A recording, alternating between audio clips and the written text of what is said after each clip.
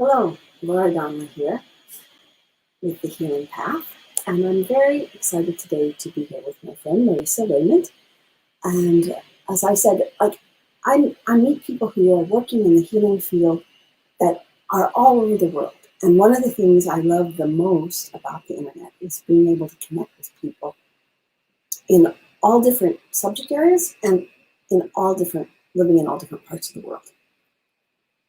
So Marisa's joining us from Paris. It's pretty exciting.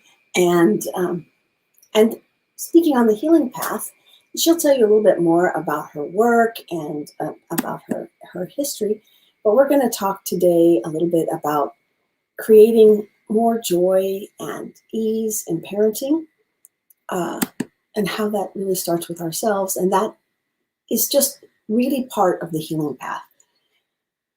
That all of our healing starts in and of ourselves. And from our own personal healing, it ripples out into the world and touches all the people that we deal with. And when we're parents or grandparents, this is especially important because without words, when we take care of ourselves, we are teaching those that we love to take care of themselves. So I'll bring Marisa onto the camera and we'll just chat. Hey, Marisa, I'm so glad you could come and talk. Hi, Laura. I'm so glad to be here. And I'm actually in Bordeaux in the south of France, southwest of France, not Paris, but in France nonetheless. And but yes, the people in Bordeaux would be very frustrated if they heard me saying that I was in Paris. So no, my geography is a little old. Totally fine. It's one of those like regional things, right? Like when you live here, they're like, "Oh no, you can't say you're from there." And came back. Are you still there? Oh, there you are.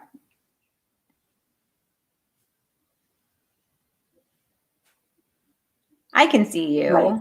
And I can hear me. My internet is acting very weird.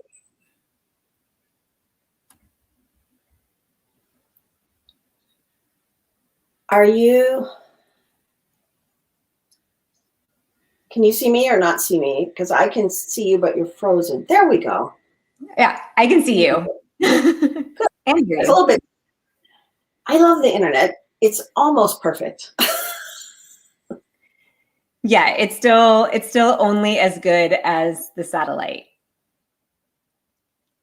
Oh, it looks like I am on my own here. Hopefully Laura will come back and join us. But while we're waiting for Laura, why don't I share a little bit about. Hi, Kay. Oh, good. Well, you can see me. So I'm just going to share a little bit about myself as we wait for Laura to pop back in. Oh, there she is. Oh, good. You're back. I was just going to share my story. Good. Perfect. I don't know. StreamYard said it's having an issue, so we'll see what happens. Okay. Well, Kay just popped in and said hi. So I think people on Facebook can hear us. Gotta love the internet. And I'm also just so appreciative of the internet, even when we kind of tease it, because it brought us together. Like we met because of the internet. So I have very few complaints about the internet. So my story. So I am an American. I live here in Bordeaux. We have been in Bordeaux for 12 years. Was not the plan, for sure. My story is that I am a genetic counselor by training, and my husband and I were working in Colorado. He's an astronomer, and he was offered this position here in Bordeaux. And we were like, how do we say no to going and trying to live in France? Right? Like at the time we had a 2-year-old. And we were like, yeah, we were paying basically my salary for childcare. Like, let's just go try this out. And we came here to France, like bright-eyed and like a little naive, I guess. And we figured, with my master's degree and my experience, it would be easy to find, and my French was okay, it would be easy to settle in. And when we came, we found out pretty quickly that my American diploma wasn't transferable. And, you know, we like, you have to adapt. So I was like, okay, let's adapt to this. The culture was really different. It was the town that we moved to had very limited childcare, and you had to show a need for childcare. And since I wasn't working, they didn't deem that we had a need. So we just sort of adapted and decided that I was going to stay home until he was old enough to start school, or we moved back to America, which was going to be about a year and a half was the plan. And as most people sort of entering parenthood find out fairly quickly, it is a lot harder to take care of children than you think it is.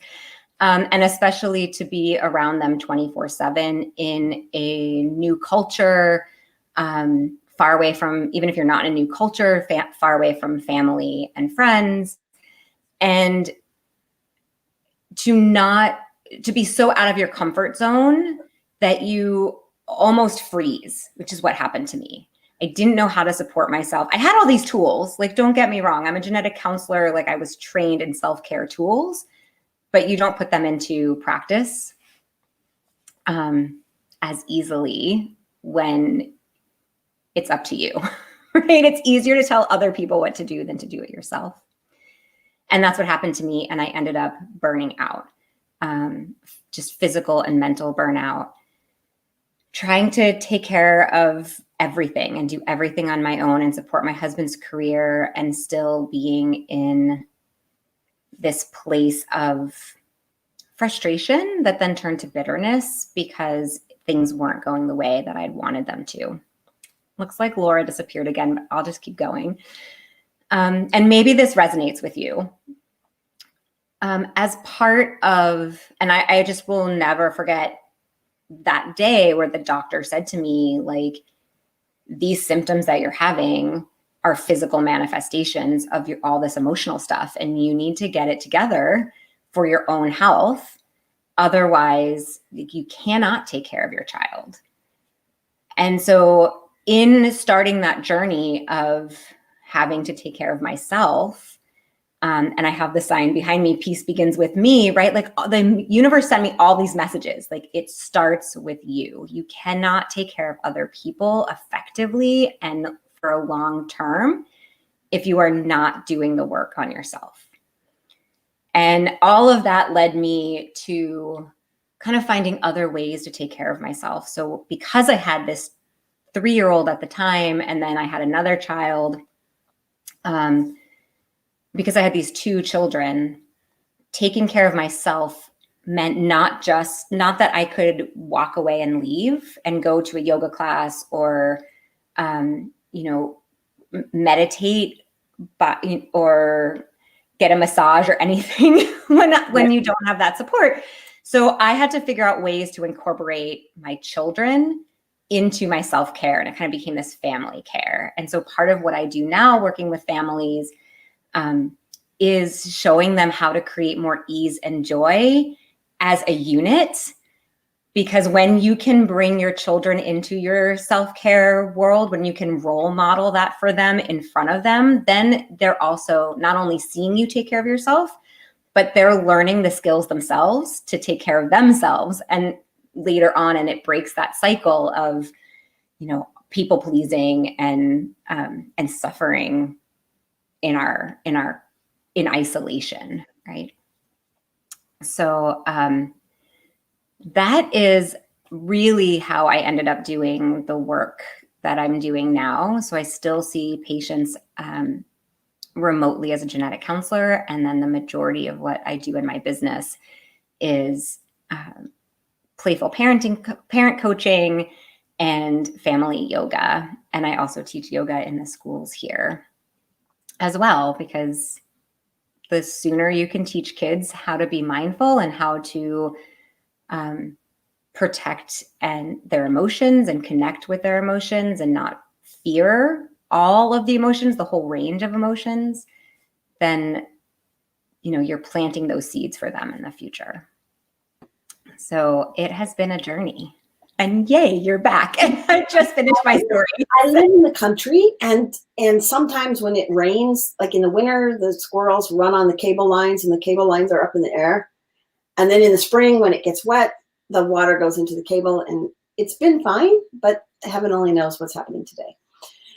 But I have this image of a squirrel running across there, whistling away. Little claws punching holes in the cable. Like, So I love your journey. And even though I was disappearing and coming back, I could hear you the whole time. And that must have been so scary when the doctor said, like, all right, you just need to take care of yourself or else, right? Yeah. Well, I mean, the scary thing too was like, she said it in French.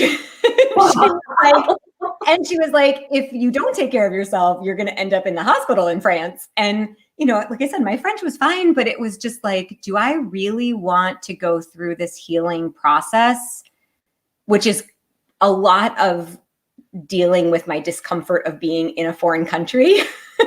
Do I really want to deal with that with a medical community that embodies that culture and in that language?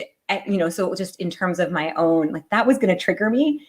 And so it is really funny because in retrospect, and actually I even remember at the moment, I was like, oh, hospital in France or showing up to take care of myself. Like, this wasn't like I could call my mom and be like, hey, can you come over and take care of me?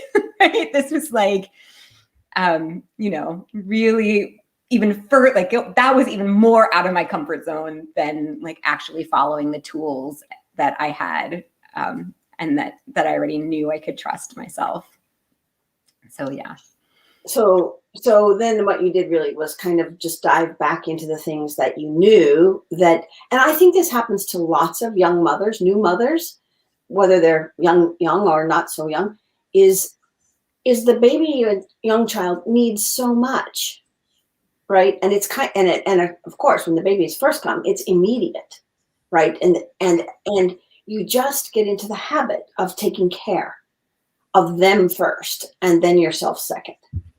Yeah. And I think what happened with me sort of leading up to that too was I tried to take care of myself. Like I went to yoga classes, especially when I was pregnant with my second son here in France. I was like, oh, this is a good way to meet other pregnant women. I'll go to like prenatal yoga classes.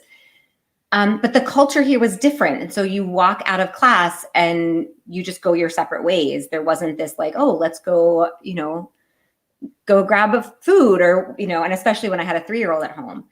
And so what was happening too was like I was saying, like going to a yoga class was great. And for that hour, I was fine. But the second the class was over and I stepped out of the studio, all of the stress came back in. And then it would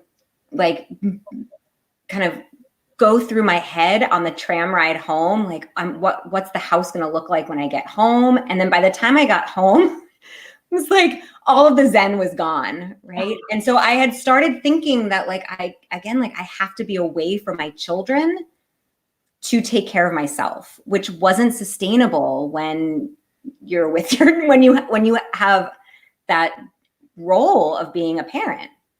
Right? All of your self-care can't be away from your children. Otherwise you wouldn't have enough time with them. And the guilt of I have to leave my children to take care of myself starts playing in too. Right.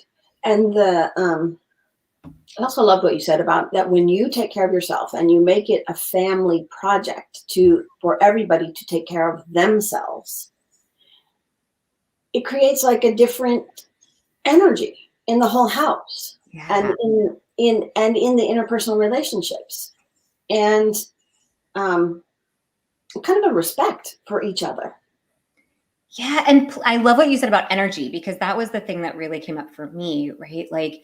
it was a struggle to show up on my yoga mat every day, because I had this story too of like, I have to do this and I have to be Zen and like Om Shanti Shanti, like I have to be serious. And because I was doing it with a 4 and 1 year old, right? It was like, oh, we're gonna bark like dogs in downward dog, and we're going to like wiggle around on our stomach like snakes. Right? It became playful, and so it was easier to actually show up.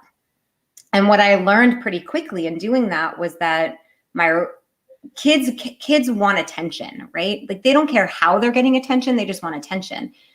And so when you can show up even for 10 minutes with quality attention, like I see you, I hear you, I'm focused on you, let's like bark like a dog for 10 minutes, then they're done with you, right? Then they're like, okay, you've given me attention. Now I'm like, now I know I need my space and I'm going to go walk away and play by myself. And you're like, oh, like they've just left me here, like barking like a dog, because they really don't need you to be around 24/7. That's the story we tell ourselves, because we're never fully 100% present with them. And they know that. And so they spend so much more time trying to get that 100% attention from you. And when you give it to them, they're good. You filled their bucket and they're on their way. So it really did shift that energy, because I was playing with yoga and playing with self-care instead of seeing it as like something I had to do. And my kids saw it as mom is paying it. This is our time with mom. Her phone is not here. We're like, she's completely engaged.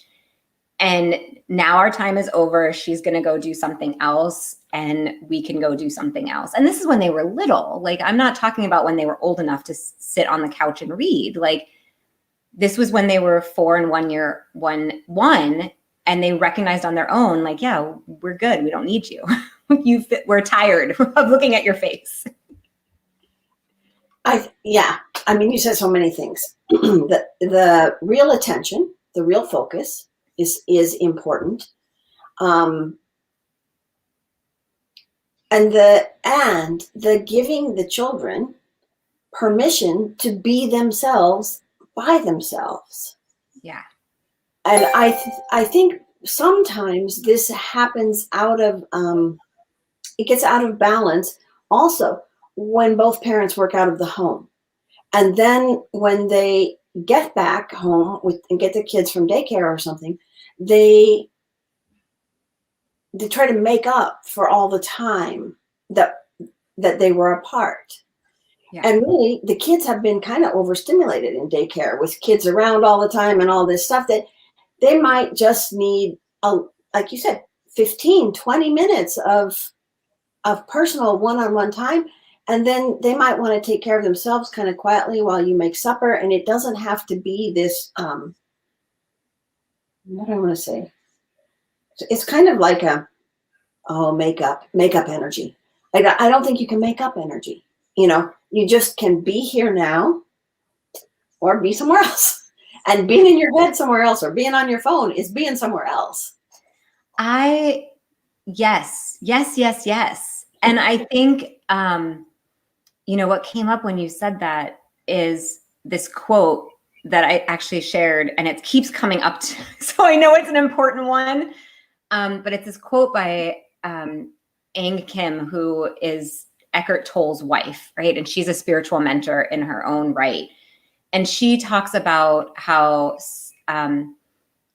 suffering comes when your expectation of what what you want doesn't match the reality of what is. And I think about that in, what you're sharing, because I was totally that way. When I was a genetic counselor at a hospital, I worked 12-hour shifts. Well, I had an hour commute each way and worked a 10-hour shift. And I would get home at 6 p.m. After having left at 6 a.m. And I would want to make up all of that time with my 9-month-old, who didn't know that I was gone for 12 hours. And like you said, he was so exhausted and so overstimulated.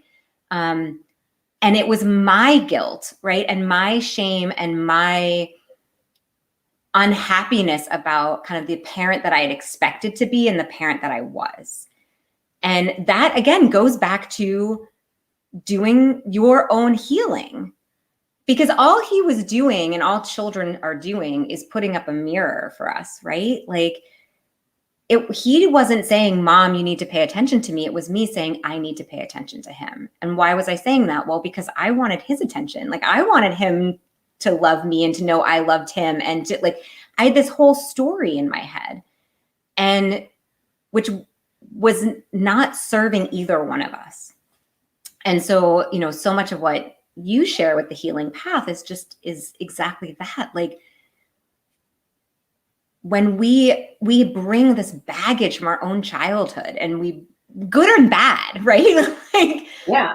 but that we bring into our adult self, and then the stories about like, you have to be serious and you have to be responsible and you have to take care of yourself, and that means that you have to work and not have fun and blah blah blah. All of these stories that we bring ourselves, then the children come into our life and they haven't learned that yet. So they're just being their true self, and it triggers us because we're like, wait, that looks like fun. I want to do that. Like, I want to go to daycare, right? I don't want to like, go to work.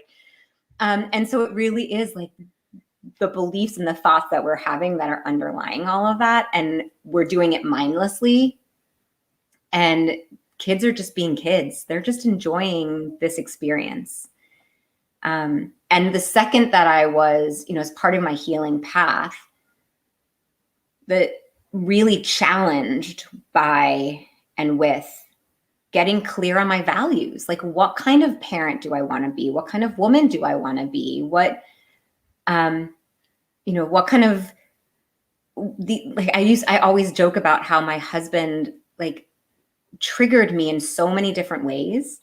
And then I have a son who's triggers me in the exact same ways, but I deal with my son in a different way, right? Because he's my son. And so it's like, oh, okay, like I can't yell at him and scream at him. And like my expectations of him are different than they are in my husband. And it's like, oh, the universe was like, you said that you wanted to learn, like, your soul's journey is to learn how to like let things go and deal with this ego. And you didn't want to do it with this man. Now you're going to have to deal with it with this little child, right? Like the universe was like, yeah, like let's really own these values and do the work. And so you can't really hide when and once you see it, you can't hide, because then it just comes up all the time. There it is again. There's that value that I've been saying that I want to, you know, and we always joke about practicing what we preach. Like, there's that thing that I've been preaching that I'm not doing for myself. Like, how good a role model am I being if I'm not doing for myself what I'm telling others to do for themselves? That I love that. I just love that, because it's the foundation of my work also. You know, and people say, well, why do you do what you do? And I say, well, because the only way I can do what I do is if I do what I teach. Mm-hmm. And as soon as I get lost in this thing or that thing, or doing this or doing that, or marketing here, or doing this, you know, I must have Instagram or Clubhouse or this, whatever, I'm not there. I'm not easy anymore. Yeah. And I lost the joy. I lost the being connected to myself. And it's all okay when we lose that. The key place is that we say, oh, I lost that again. Oh my. And then we laugh. If we can laugh and say, oh, what a wonderful opportunity to come back. I always, you know, I was just saying to somebody the other day too, I think it's Glennon Doyle who talks about like, we shouldn't just aim for happy. Like, as the human experience is all of the emotions. So we should aim for feeling all the emotions, even the ones that don't feel comfortable, like, and that we don't want to feel. And I was talking to somebody about that, and I was saying, you know, it's like when you have that like tiny little headache, but you can still push through. And then like the next day, the head hurts so much you don't even want to get out of bed. And if you hadn't ignored that tiny little headache and you had rested or drank more water, or, you know, asked your body, what do you need to heal? You would have saved yourself from that suffering. But we have just grown into this society that says like, push through, push through, push through until you can't push through anymore. Right. And kids don't, that what I love. And I talk about this with my clients all the time too, that like relationships are co-creations, right? And so getting to watch your child like and learn from them, that learn the things that you've forgotten or we've forgotten from growing up. So beautiful, because you see that child and like when they're hungry, they're going to tell you they're hungry. When they're like they, when they're tired, they're going to tell you they're tired, even if it's not like I'm tired, but they're going to show you somehow, here's what I'm feeling. And at some point we learn, bottle that up, keep pushing until you're so hungry that you get dizzy when you stand up because you just have a a hypoglycemic sugar crush drop. Like that's not healthy. And to your point, like about, what kind of life do we want to live?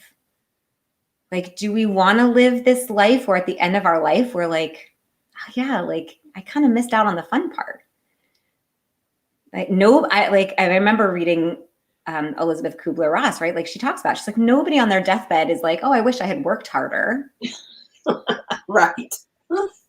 And yet, like, that's so much of what we've been programmed to do. Like, I used to pat myself on the back for being busy, for being an overachiever, for giving 110%, right? Like, I used to hear that all the time. Like, you got to give 110%. How do you do that? Like, it's just not humanly possible. And then it's why. Why do you do that? And so I really, really, truly, my wish for the world, and I know this is where you and I resonate so much and believe so similarly, like our wish for the world is to create that ease and joy so that at the end of your life, you're like, wow, I had this amazing life and I have no regrets. And like, I would do that all over again if I could. And I think that that's really important because I know that you had a challenge, you moved to a new country and, when I lived in Europe for like six months and I was mostly in Italy and I lost my passport. Somebody stole it. Oops. But I had to go to Florence. And so then in Florence, my friend that I was traveling with, he had friends in Florence who were from the United States. And we walked into their apartment and they started, talking in English. And I had this immediate rush of, oh my gosh, everyone in the room is thinking in English. Because I had been for so many months with people, even if they would try and talk to me in English, they were thinking in Italian, translating and then talking. And I was trying to translate back into Italian. And just, it was fun. It was interesting. It was challenging. It was all these things. But like going to the hospital in a foreign language, oh no, because when you feel bad, you can't even think of words in English hardly. So how do you think of them in another language to say what you need? And, So although that was not a great experience to have, and you might not choose to repeat it, if, you obviously chose not to repeat it by making changes in what you were doing. But without that experience, you wouldn't be where you are now. Yeah. Yes, exactly. Like it doesn't negate the fact that you have experiences that you would prefer not to have. It's just that and my husband always says, sometimes it's hard being married to a physicist, but like then there are these moments of just like sheer genius that come out where you're like, oh my God, that makes so much sense. And I couldn't have said it better myself.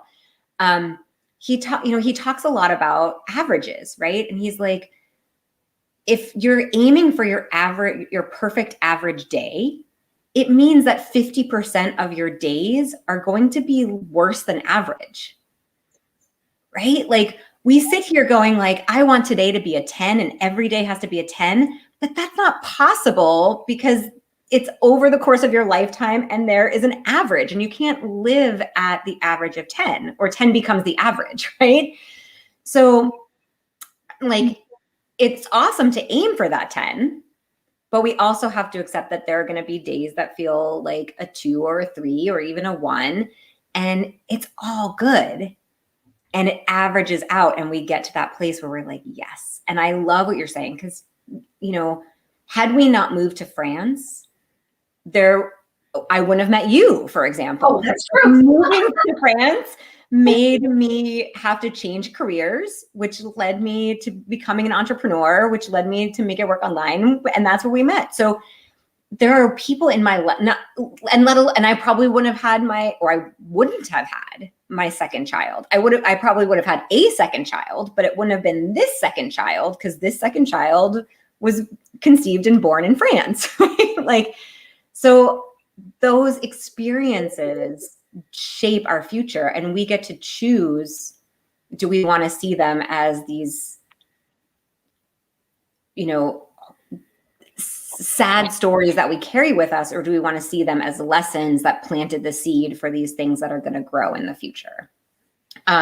Edith Egger, who was she's still alive. She's a Holocaust survivor. She was in the camps, and she wrote this book called 12 Lessons from.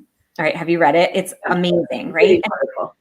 It's so powerful. And she talks about this, like, I can be a victim and sit in victim mode, or I can say I've been victimized and take that, like, the shame and guilt away from myself, and then use that experience to grow stronger. And it's such a powerful statement, right? Because you can't stop these bad things from happening, but you get to choose how you envision that's that piece of that story, that scene in your movie. Right? This is all our hero's journey, our heroine's journey. Like, what is the scene in this movie? Why is it here? What's it going to teach you? And how is it going to get you to the next step?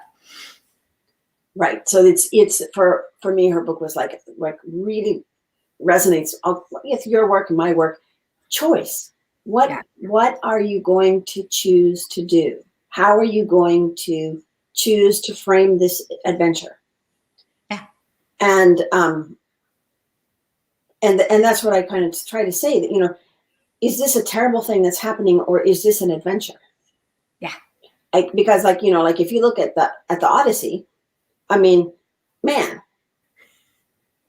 Odysseus had terrible things happen, but it was all a grand adventure, and an adventure is much better after it's happened. Yeah. And I think that's the thing with parenthood, right? Like, I remember when my kids were born, and people who had older kids said, oh, like, I know it's hard now, but like, I miss those days. Right. Like, and there was this sort of, it's not easy to hear from somebody like, oh, you're so lucky you have this newborn when you're sleep deprived. And like, but like, it is true that it is a long game, right? It is a journey, and you have to get through that newborn period and you have to get through the toddler stage, and you have to get through, those preschool years to get into adulthood. And if you gave birth to a teenager, it would suck. Not just the size of it, but if you had to deal with teenage issues out of the gate, you would like be lost. I would be totally lost. Now that I have a 13-year-old, like, if I had not gone through the last 13 years, I wouldn't know him well enough to deal with his mood swings. And I wouldn't trust myself enough to deal with this mood swing, to know that it's not personal when he has a mood swing. Right. And so, yes, absolutely, it's hard, no doubt. And it is all part of this adventure and this journey. And this growing. And so I think we could probably talk for hours, probably.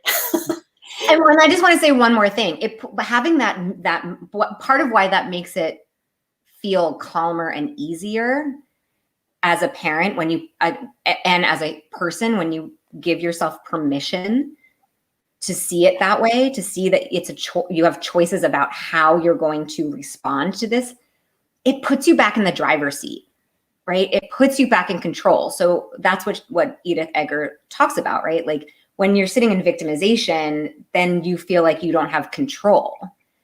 When you see yourself as someone who has been victimized and you can do something to solve this problem or to move forward, then it's like, oh, I have power, I have control. And it it takes away from, it takes you out of that mindset of I'm isolated, I'm on my own, everything's happening to me, all these things. And I truly believe that that's part of what creates the ease and joy, right? It's like, okay, right, I have control, I have power. Like the peace begins with me. I get to show up this way. Control begins with me.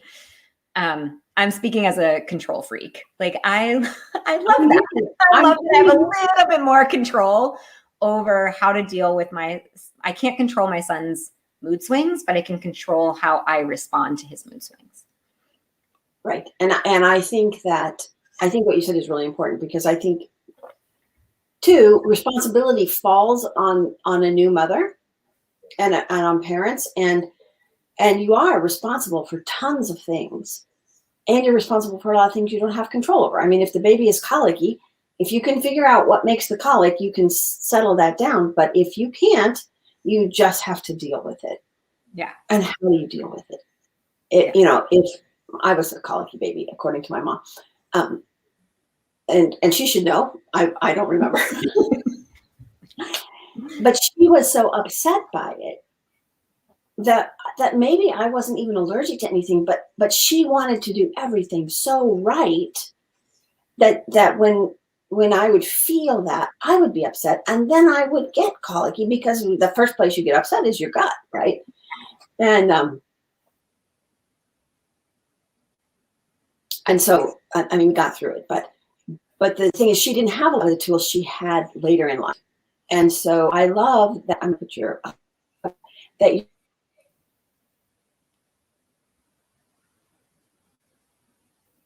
Oh, I think the squirrels ate your wire again. Oh, okay. Oh, no, there you go. Oh, dang it. There. Okay. Never mind. But anyway, thought for the squirrels. Yeah, the squirrels. The opportunity for people to be in the midst of their adventure and their journey, and then to find support. And so Marisa also has a wonderful handout, which send me the link, and I'll put it in the comments for people to get. I will find the name of it, because you sent me the name of it, and I have it here. It's 5 ways to bring more play into your yoga practice. And when I talk about yoga practice, it doesn't just mean, the poses and meditation, but it's about the whole mindfulness practice that we talk about in yoga. And that can flow into your whole life. And, yes. And this idea that, what I tell people is like, I talk about it like ease, and like, how does this adventure change the ease in me? Yeah. Am I getting more tense? Do I want to be more tense? Because sometimes I might want to be more tense, right? Let's just face it. Yeah. But if I don't want to be, I have tools to use immediately to change direction. And I think that it's also pretty scary as a parent how much you actually really don't have any control over. Yeah. In what happens. And so then I think we sometimes try to control stuff we don't have control over, and then we get really tense. But when you come back and you say, well, like you said, I don't have control over my son's moods. I know he's going to have moods, but I have control over how I respond. Yeah. And this will change how he has his moods, because if he gets upset and you try to fix it, then he's going to get more upset. And if he gets upset and you say, okay, let's not upset the rest of the household. Can you just be upset in your room and then come out when you feel like like, let's co-create this, right? Like, let me help you learn how to navigate these moods, because we all have moods. Like, I have moods. Like, so like, if absolutely, like, what do you need right now to help? Because I think we also tend to take things personally. Oh, my child has a mood and I have to fix it. And if I can't fix it, then there's something wrong with me as a parent. And that story of, I have to fix everybody's problem is a story that I have from childhood. Like, that is not new from when I had children. So, that is something that was my baggage that I brought into the relationship with my son, and being able to see that and then say, oh yeah, like, it is not my responsibility to fix it. I can help you navigate how to think through this process, and so that we can, have a solution for it. But I'm not responsible to fix this problem for you. I can empower you, but it's not my responsibility to enable you by fixing your problems either. Right.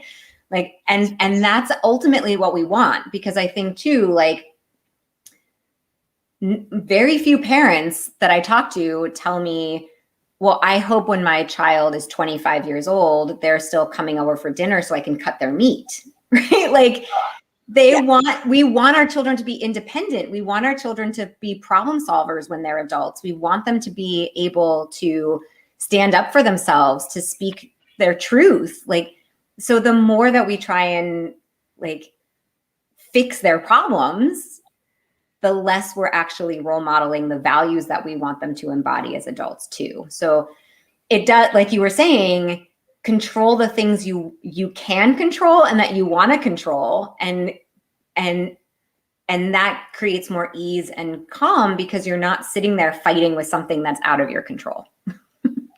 That makes so much stress, that fighting, that worrying about stuff you can't fix, trying to fix stuff you have no control over. And the thing I loved is that, that you said that this fixing thing came with you from your childhood. And in a way, you're rewriting that story. Yeah. And that's part of your personal healing, but it's also part of the healing that you're passing through you to your children. Because I know I got a big fix it message from generations of my family. Yeah. And then that's the thing to remember, is that when we heal something like this in ourselves, we don't pass it on unconsciously, because these are passed on unconsciously, kind of energetically, and by observing how our parents are in the world. And if you have a problem and you work to solve it without getting all, blowing up or collapsed around it, your kids are going to learn that from you. They're going to learn, oh, well, problems happen, and problems are solved. And when problems are solved, sometimes we get our ideal solution, and sometimes we get a secondary solution. But we learn to manage that, and that's so, so powerful. Yeah. So, I love what you said. And like this one, so one of the things that really shifted for me early on, and I know we're like wrapping up with time, but this is this is a grounding message for me, is Mary Poppins is like, find the fun and snap the job's a game. And it's exactly that. Like, it's, how can I make this easy? How can I make this fun? Because there are so many things that are out of our control, so many things that we could sit there and go, this is hard. But there's so much of that is like our own pattern saying, especially for those of us who are overachievers and multi-passionate, like, we grew up getting rewarded for doing hard things. And we learned, if it's not hard, then it's not worth doing, right? Like, you have to pay, like, so this find the fun and snap the job's a game really regrounded me in, it doesn't have to be hard. Well, and see, what I love is that when you say that it doesn't have to be hard, your whole self gets hard.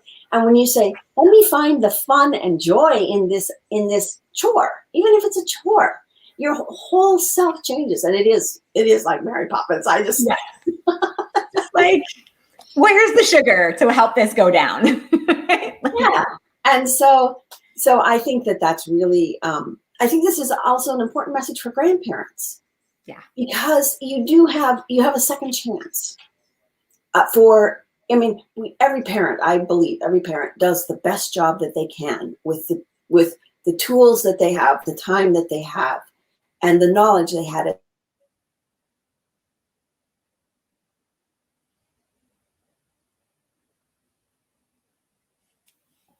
Oh, we lost you again. Oh no. You're back. I'm backfiring. I was like, oh, I have something to say about grandparents, but I'm not a grandparent, so I want to hear what you have to say. Well, we'll include all that. Like I said, who cares about the time? But the healing happens all through our lives. And we have the opportunity to continue to heal up until the moment that we leave this life. Yeah. And as grandparents, one of the most wonderful things I think about having grandparents is that sometimes, like you said, you and your son, you know, I'm sorry, kids are genetically designed to bring up all of your stuff. This is my belief. They just you have a soul contract with them. They are here to help your soul move forward and heal your, like, the junk that you've brought from the past. Like, absolutely. And trigger. They know it. They just, you know, without even knowing it, they just automatically do it. And actually, that was me with my poor mom. Yeah. But we had a wonderful relationship and time. And so for the grandparents to know, okay, well, maybe I didn't do everything as perfectly as I could have, but I can be here and be present now. And a lot of times the brush that I had with my mom is not going to be the same. Like my children don't have that same relationship with my mom that I had with my mom. And they don't have the same relationship that they have with me. So they have a little space to practice being their full selves. Because sometimes, like my mom, she had like a good idea for what I should become. Which some of it worked and some of it didn't work so good. But what were you going to say? I always joke because my mom is an immigrant as well. And so I grew up being that butthead kid that would tease my mom about her accent. And now I am the parent who gets teased about my accent. And I call my mom. I remember calling my mom when my son, we had been in France for maybe 6 months. And the first time that my son said to me, like, use your regular voice, because I tried to say something to him in French and he knew, right, that like that was not my regular voice. That was not my, you know, the voice I normally talk to him in. And I used to say that to my mom when I was a kid, and I called her up and I was like, I'm so sorry. And I think it shifted our relationship too. So it really helps grandparents to not have that pressure of having to parent that the next generation, and to be able to, I feel like the mothering that my mom has been able to provide me as an adult, as I'm walking the mother path, has been so powerful for me. And it's not the relationship that I could have imagined when I was, 15 and being that teenager, and seeing my mom through the eyes of a teenager. So, I think it's so important for grandparents to be, if they're still alive, to be able to be part of that relationship, and to also recognize that they, the role that they play, and to take the pressure off themselves. Like, you don't have to parent these children, right? Like, you get to grandparent these children and spoil them and make life difficult for the parent. You get to have fun. You get to be the Mary Poppins of the relationship, instead of having to, to be the disciplinarian. So how do you always be responsible? Yeah. Oh no, you popped out again. So that is that we are coming of the ability of it to stay connected. Yeah. But this has been a good conversation. I really love learning more about your work. And I'm so grateful to know you, and to just be able to have this conversation with you as well. Like, yeah, it's amazing to meet people who want to do the work to heal, and help others learn how to heal themselves as well.